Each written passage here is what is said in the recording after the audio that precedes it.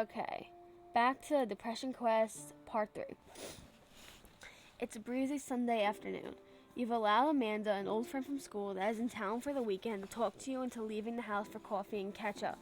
You meet her in a small cafe and talk about what you've been up to since you've last seen each other, and you can't help feel like they are a lot more accomplished and interesting than you. Or while listening to them talk about their life after school. When it's your turn to brief them on your activities, you feel anxious and ashamed and give a very abbreviated version. You try and talk about your job as little as possible, and you feel incredibly boring while you describe it, despite her expressing sincere interest in you and your life. Amanda has known you long enough to read your mood and tone of voice. She leans in to ask a question while gently touching your hand, a look of genuine concern on her face. What's wrong? Do you... Test the words open up a little, hoping she'll understand. Though you find it hard to lay out how you've been feeling lately, other people, you decide to test the waters on opening up to Amanda. She's always been easy to talk to, and you feel like it's possible she might be understanding of what's going on with you, even if it doesn't make sense sometimes. You begin to dance around the subject, dipping your toe into the pool to test the water.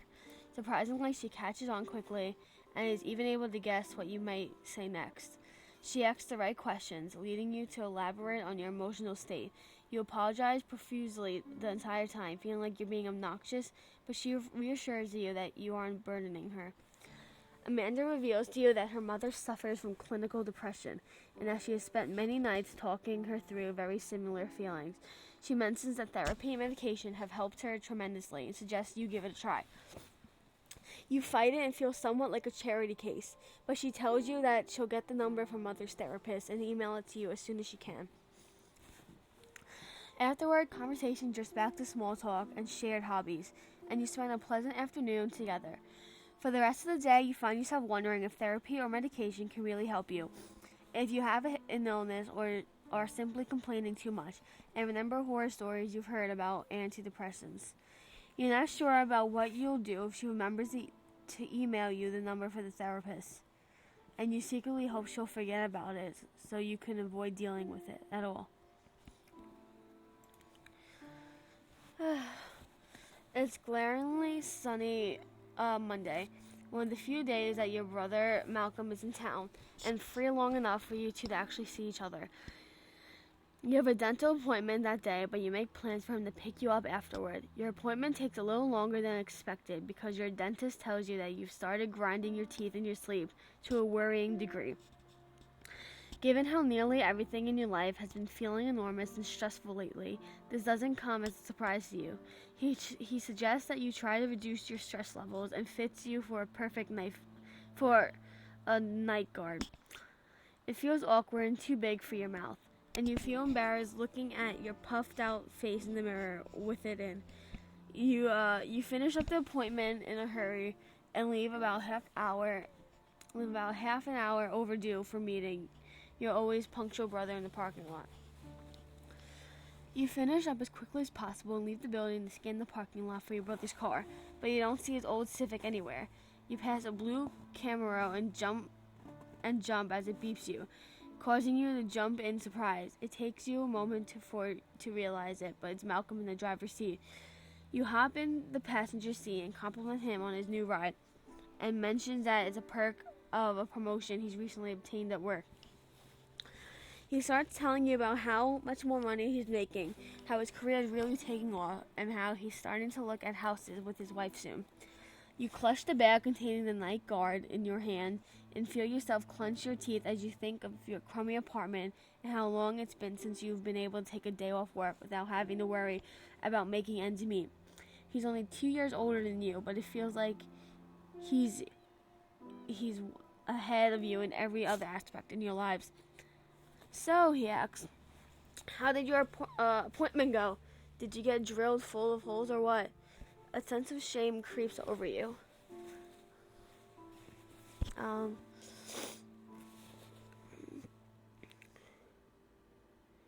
Lie.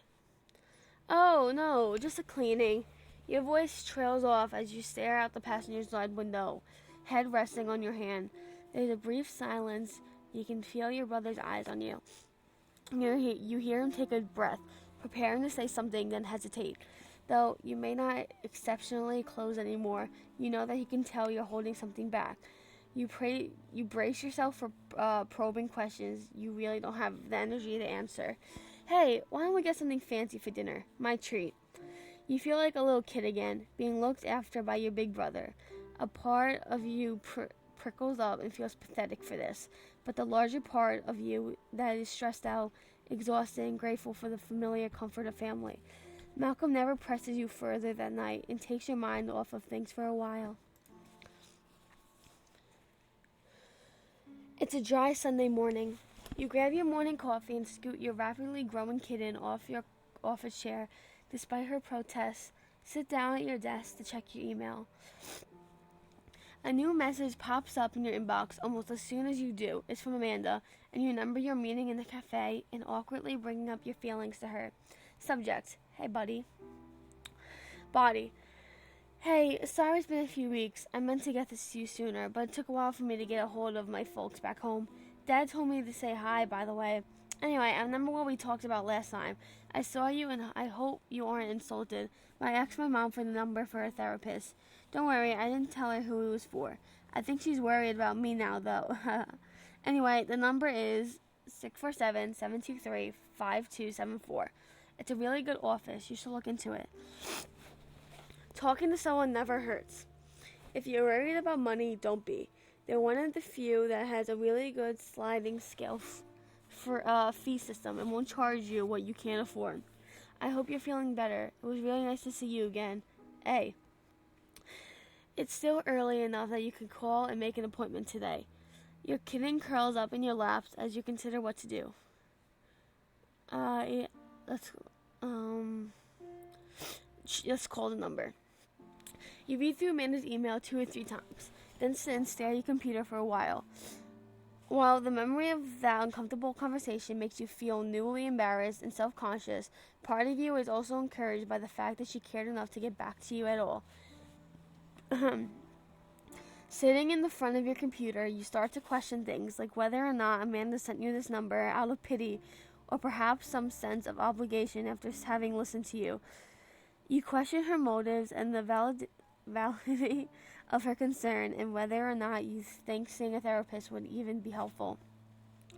Yet, almost unconsciously, you reach for her phone, and before you realize what's happening, you're listening to the therapist's line ring. Before you can bring yourself to hang up, you're listening to slightly clinical but not unpleasant voice of the receptionist ask how she can help you. I'd like to make an appointment with the doctor. You manage to stammer out. The conversation is quick and not nearly as unpleasant as you were fearing, and quicker than you can say Freudian slip. You've scheduled an appointment. Quicker than you realize, appointment day rolls around. What do? Let's go in. You have your first session with your new therapist, Dr. Susan Melville, a tall woman in her mid-40s with a disarming demeanor and patient eyes with the start of the slightest smile lines.